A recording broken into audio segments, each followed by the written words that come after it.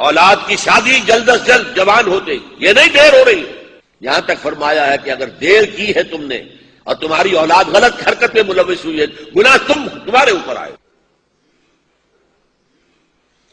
جو بھی فطرت کا راستہ، فطرت کا تقاضا ہے، اس کے لیے جو فطری راستہ ہے، جائز راستہ، کھول دو اس کو. کیا ضروری ہے کہ لڑکا پاؤں پر کھڑا ہو تب شادی ہو؟ والدین شادی کر کے لائیں. پرانا ہمارا معاملہ کیا تھا؟ والدین شادی کر کے لاتے تھے. اسی لیے آنے والی بہویں بھی انہیں اپنے والدین سمجھتی تھی. آج تو بیٹے نے شادی کی ہے، بیٹے نے اپنے پاؤں پر کھڑے ہو کر، اس کی بیوی کیسے محسوس کرے گی اپنی ساس اور سسر کو کہ یہ بھی میرے والدین ہیں؟ ان کا تو وجود گوارا نہیں ہوگا اسے گھر کے اندر. ہماری پرائیویسی کے اندر خام خواہ خلل انداز ہوتے ہیں. وہ خاندان کا نظام جو ہے وہ تو درہم برہم ہو جائے گا. شادیاں جلدی کرو، تم لاؤ، اپنی بیٹی بنا کر لاؤ.